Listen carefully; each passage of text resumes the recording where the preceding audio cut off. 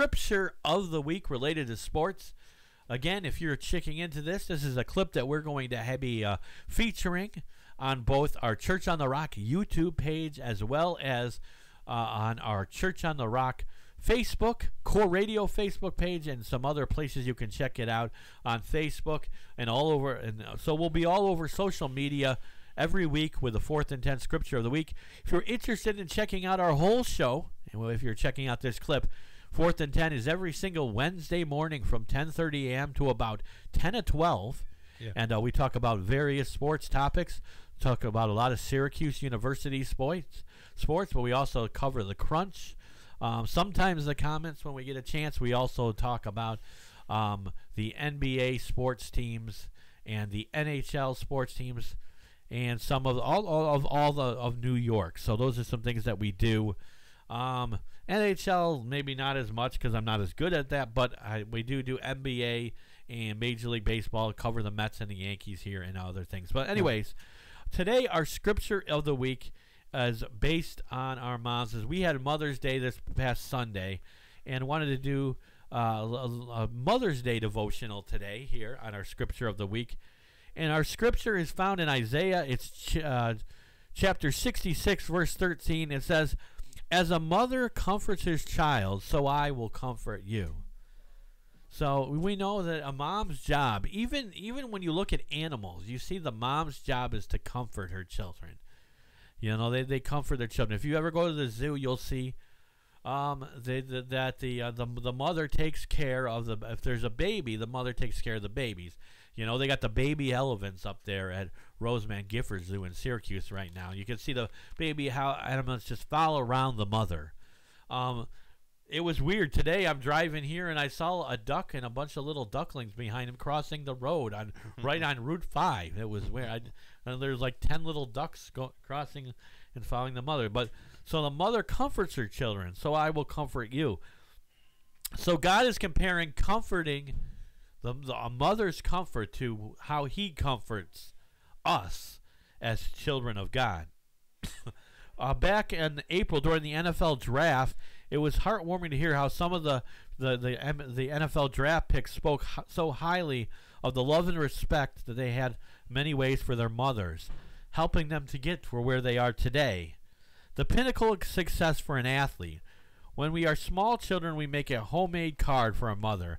You know, I remember making those cards. Actually, they even did I do a class on Fridays with some of my guys that I work with. I bring one of my guys to a class, and I helped them to fill out a Mother's Day card, to do like a craft Mother's Day card. I remember doing that as a child growing up, and that's another cool thing that we could do, you know, to tell, and we do that to show our mother appreciation for all that she does for us.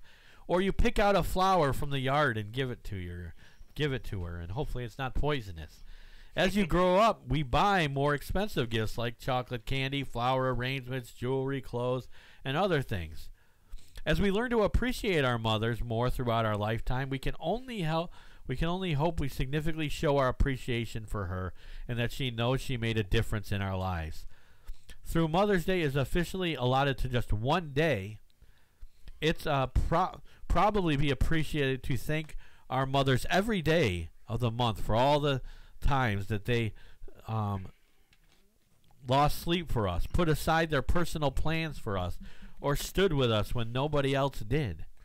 Right. I'll tell you one story about my mom's sacrifice. My mom went with me as my guest to I had friends that were getting married. I was a couple years after Bible school. I was in my 20s.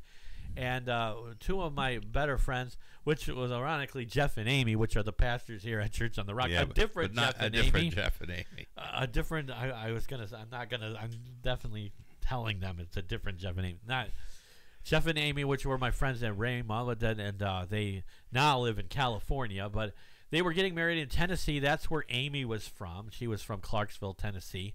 I didn't take the last train either. I knew you were going to throw that one. But anyway, so I was going down. So my mom said that she would go with me and be my guest because I could bring one person with me, and I didn't.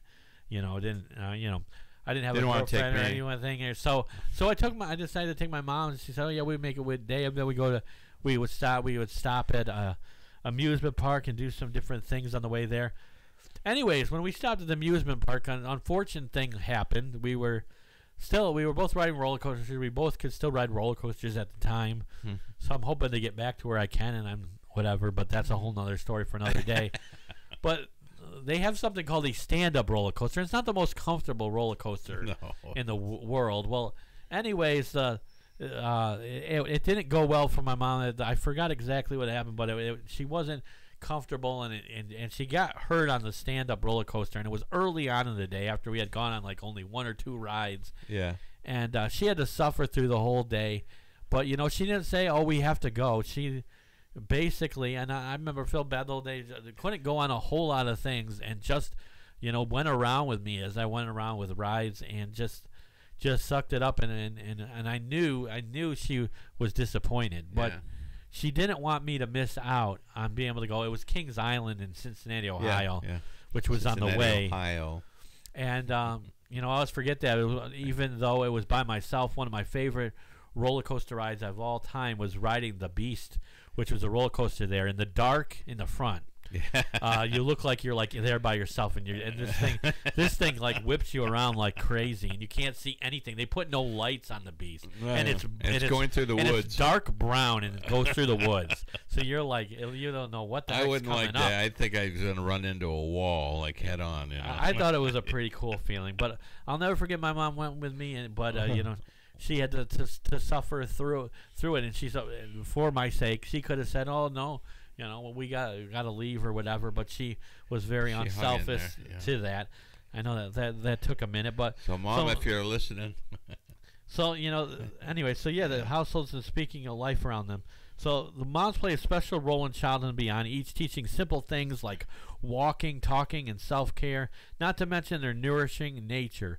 A mother's comfort is so great that the Lord even compares his own willingness to comfort his people as a mother comforts his child, so will I comfort you. In Isaiah 66:13 is our scripture of the week. Also, when Paul spoke about Timothy being an outstanding young man, he commented about the greatness of his spiritual inheritance through his mother and grandmother. He said, "I thank God whom I serve, as my ancestors did, with a clear conscience, as night and day I constantly remember you in my prayers, and I'm reminded of your sincere faith, which was first lived out by your grandmother, Lois, and your mother, Eunice.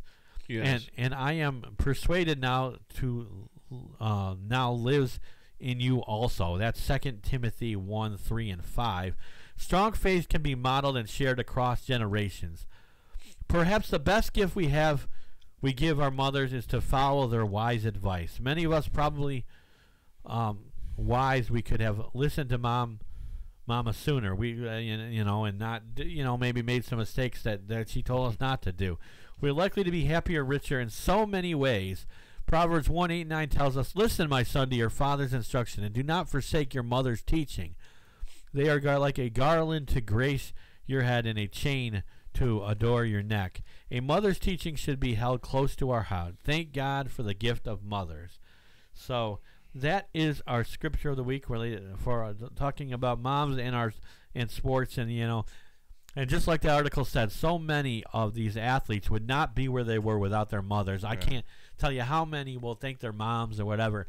Even like on Sunday, all the baseball players were wearing they were wearing like flowery stuff and pink stuff, and they were, the one guy had a headband that said, "I love you, Mom," and you just see a lot in sports how mothers have influenced the life of professional athletes. Yeah. And that's a really cool thing.